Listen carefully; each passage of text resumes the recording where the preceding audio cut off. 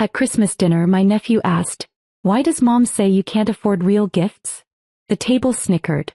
I took a sip of wine and said, "Cool, then I'll cancel the credit card she uses." My brother spilled his drink. My mom looked away.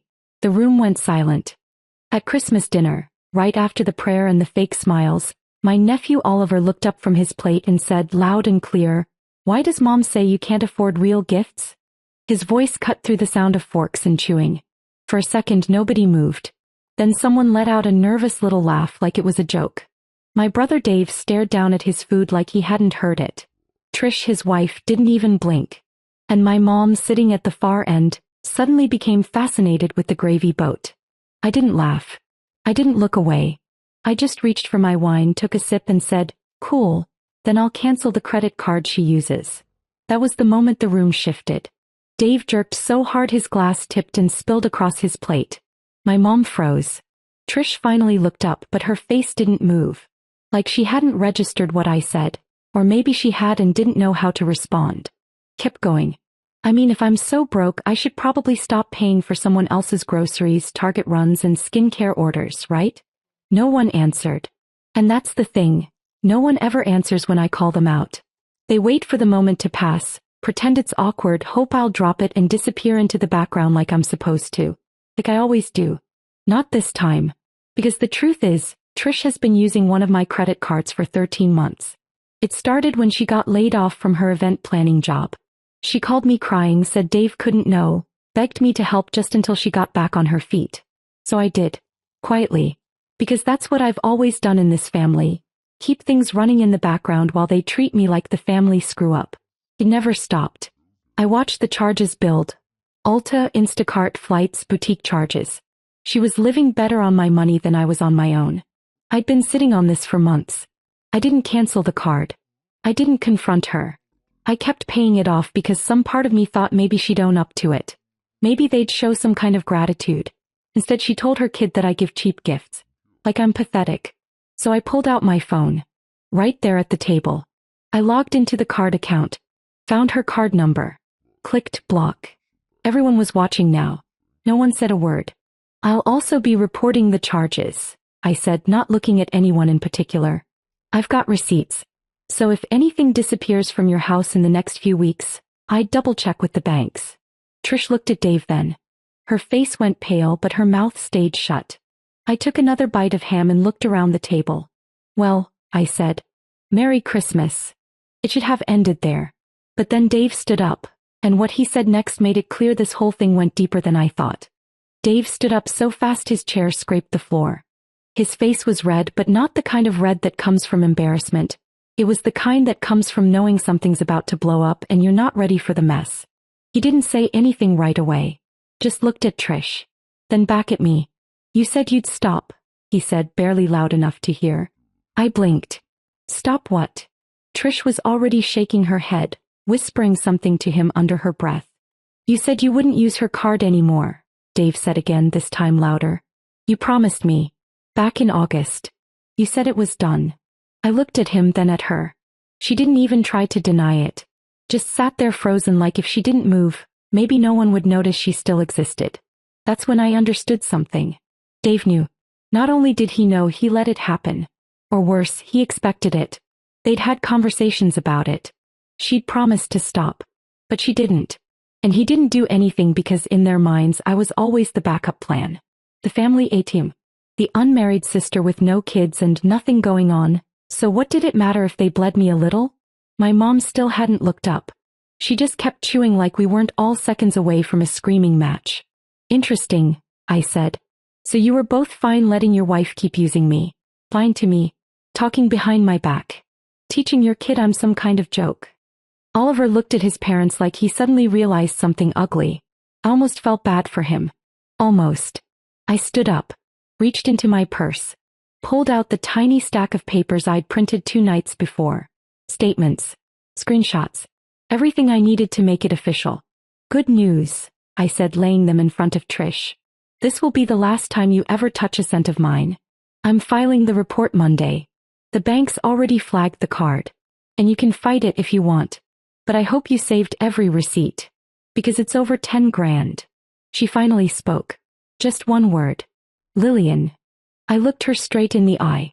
No, you don't get to say my name like that. Like I'm the one who hurt you. She went quiet. Dave sat down again, slower this time. His whole face looked hollow. Like he just realized something important had snapped, and it wasn't going to get put back together. By the way, I said, turning to my mom, thanks for defending me. As always. She didn't respond. So I picked up my bag, walked past the tree and left. I was halfway to my car when someone came running after me. It wasn't Trish. It wasn't Dave. It was someone I hadn't expected. I had just reached my car when I heard someone hurrying after me. I expected Trish, maybe Dave, someone ready to explode or fake apologize their way out of it. But it was Natalie. She was pulling on her coat, half-buttoned, hair all over the place. She didn't look angry. She looked worried. That surprised me. Natalie never looked worried. She was the family diplomat, the expert in staying neutral even if the house was on fire, as long as no one was yelling too loud about it. She caught up just as I was unlocking my car. Lillian, wait. Just give me 2 minutes. I didn't say anything. She moved to block my door. I didn't know it was this bad. I knew Trish used your card a while back, but I thought it was temporary.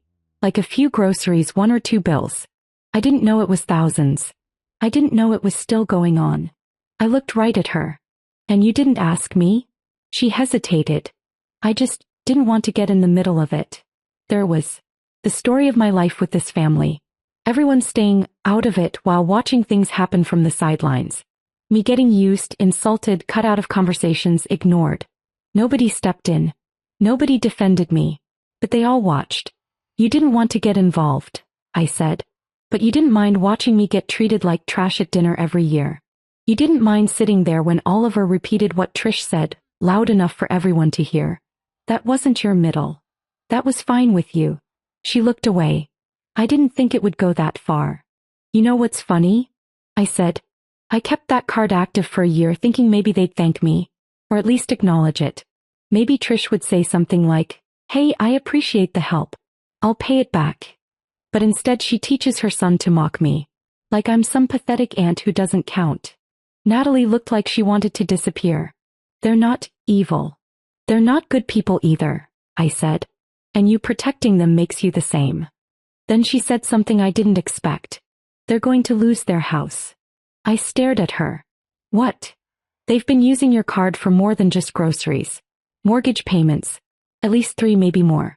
Trish maxed out her own cards months ago.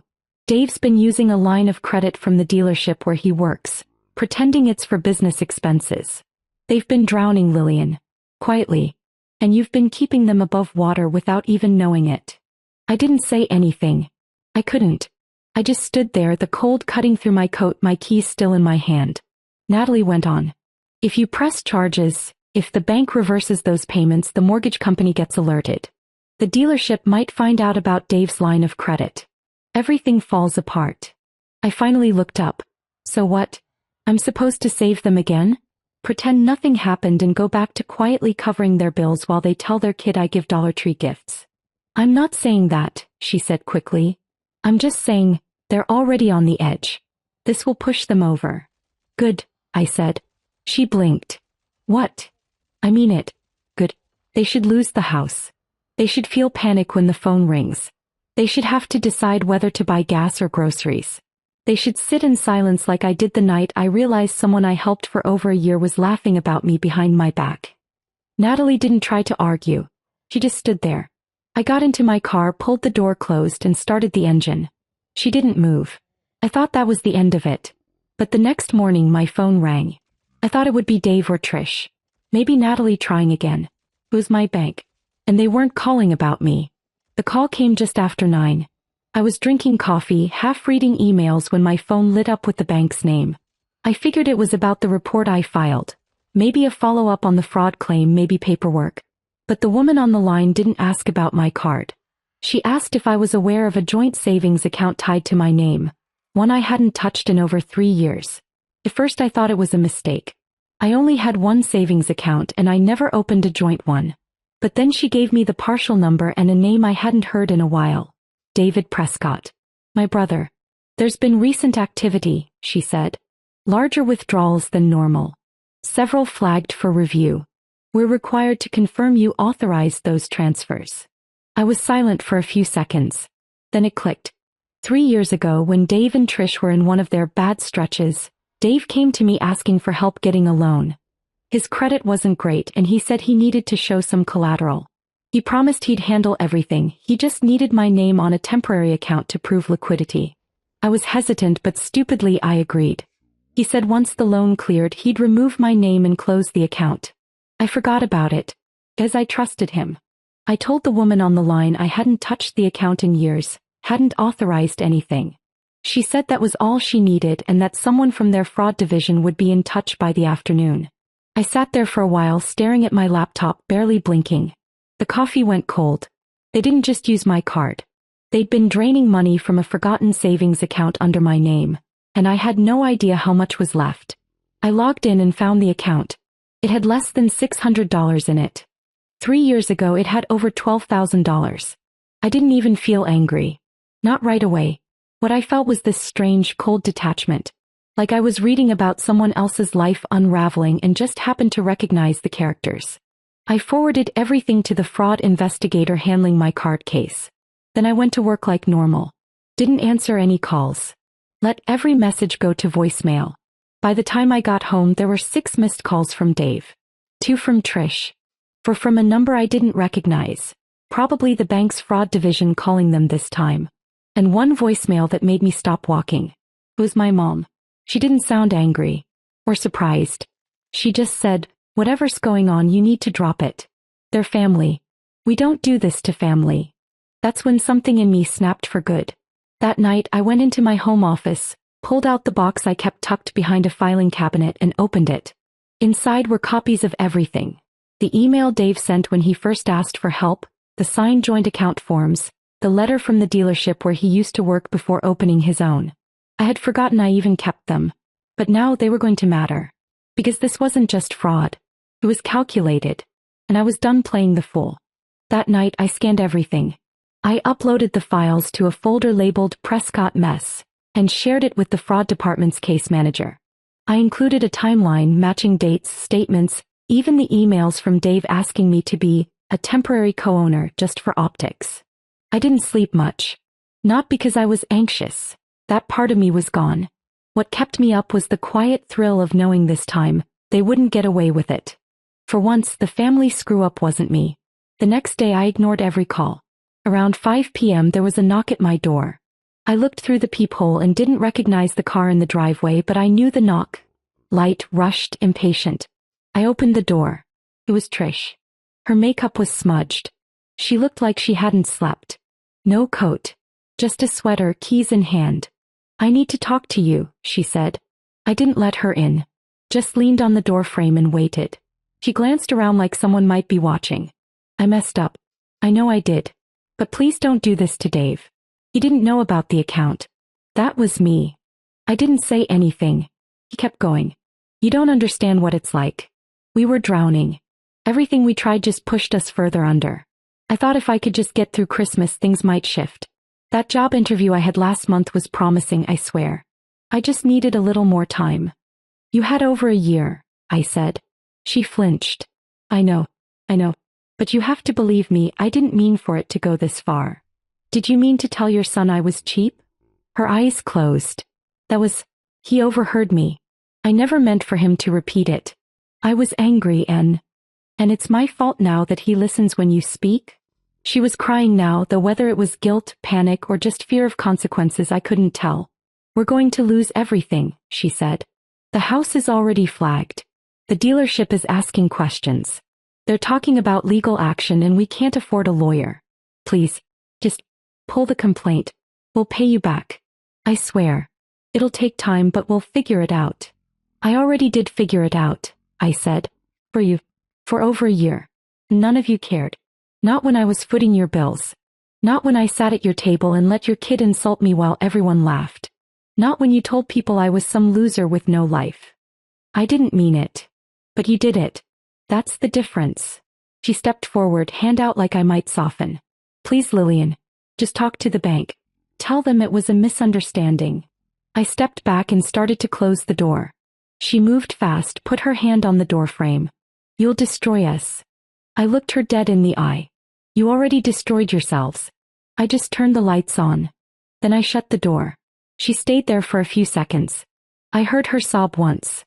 Then her footsteps retreated and the car engine started. I stood there in the silence of my house. Small, modest, nothing fancy, and for the first time it actually felt like mine. No one's burden. No one's punchline. Just mine. What none of them knew was the final move was still coming. Because I hadn't just filed fraud charges. I had something else they didn't know about. 3 days later, I walked into the county clerk's office with a folder under my arm and a calm I hadn't felt in years.